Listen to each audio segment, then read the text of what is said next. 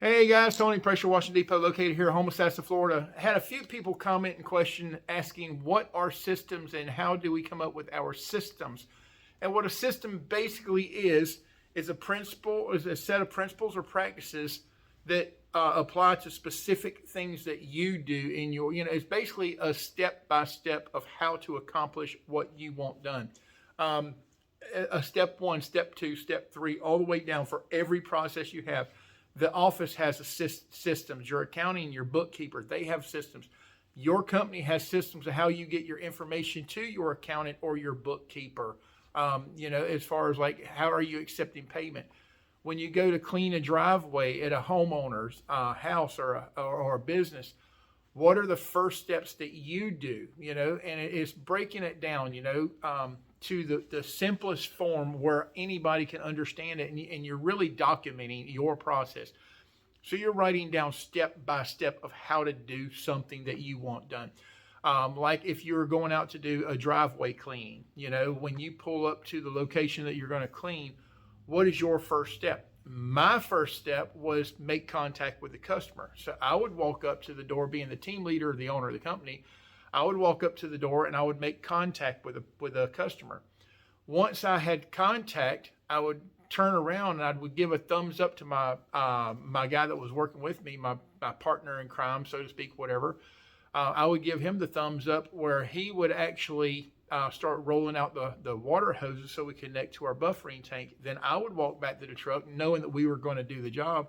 I'd place a cone 8 foot behind there. So we have step one, make contact. Step two, get the water connected because we know that we would need that. Step three, place the cone, blah, blah, blah. Step four, pull out the hoses to wherever we needed to clean. If we were cleaning like a trash can pad or a back pad, patio, whatever, to the back of the house, or we're cleaning a driveway. So then we would pull out our pressure hoses. So step one, make contact. Step two, pull out the water hoses. Step three, put the cones out. Step four, pull the pressure washing hoses out. Step five, get out our surface cleaners, get everything ready that we needed to go. Step six, did we post-treat? Did we pre-treat? How do we clean this, whatever? So step six would be, for us, we would actually wet down the driveway if we were doing concrete. That would actually soften the dirt. And I'm not going to get into, is it better to pre-treat, post-treat, blah, blah, blah. But that was our step six. Pre-treat with just water. That's all we needed to soften up for our area. Maybe you need a chemical. I don't know. But that was our step six. Step seven for us would be to trim out using a turbo nozzle if needed. Step seven would be step 7 or 8, whichever number I'm on. Surface clean. Next step, we would go into, once you're done surface cleaning, do the rinse down.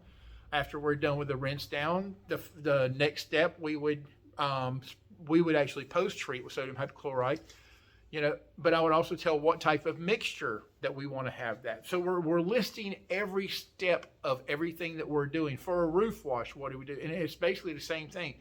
Step one, step two, step three, you can break it down to when you arrive to a person's home, step one through whatever, and then you get job specific to, if you're doing a roof wash, what are the steps of doing a roof wash? What are things that you might run into as you're cleaning the roof?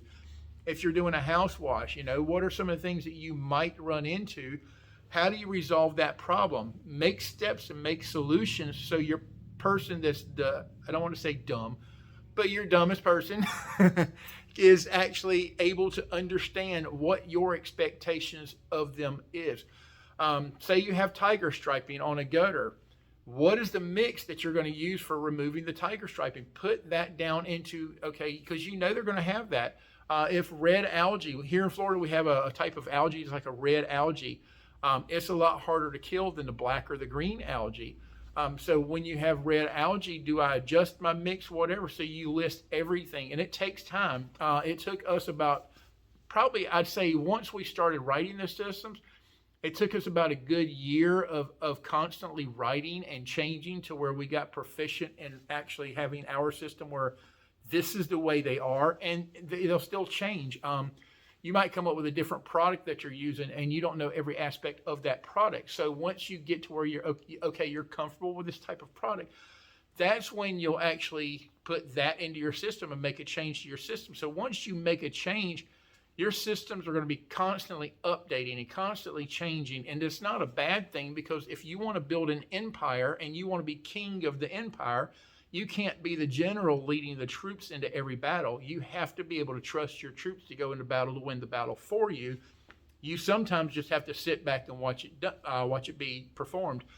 In order for that to happen, you have to put systems in place and expectations of your employees, so they can go out there. And one thing is not piss off your customers. Second thing, make sure they're doing the job the way that you want the job done if you're not there. That way, if you go out there and you could check it out, you look at it and say, you know what, they did an excellent job because I put these systems in place. That's pretty much what systems are. Get online, you can find a lot more detail of what a system is, but that's pretty much what it basically is writing down each of your processes step by step. And it's not just the field. It's like when you get back into the day for your, before they put the trucks away. One of our things we make the guys do is get the gas for the trucks in the afternoon versus in the morning. And I know there's a million arguments out there. So, well, in the morning, the air is cooler, the fuel is more dense, and you get more fuel, blah, blah, blah. And you're 100% correct. I know all about that. And I could teach lessons on fuel density and all the weights and all that stuff. But what we found out with our guys is when we let them go to the gas station in the morning, they'd have to take the coffee break, go in there, grab them a snack, and the 10 or 15 minute fuel break turned into a 45-minute to an hour break. Plus they were waiting in line and all that stuff. So we put the system in place that they would fuel up everything in the end of the day in the afternoon before they come back to the shop. Once they got to the shop, they knew what their next day of jobs were, so they would actually go ahead and prep their trucks for the next day and do all of their PMs the end of the day, versus coming in the morning and trying to take care of everything. Because in the morning, you're ready to go to work. The customer's waiting on you, and it's time to get the job done. So if it takes them a little bit longer in the end of the day to do their preventive checks, or if they need oil or whatever, then they could do the write-up on there. But it was easier for us, and that was our system of having them do that end of the day versus doing it in the morning, where it took longer. It seemed like when they did that, it took them longer to get to the job.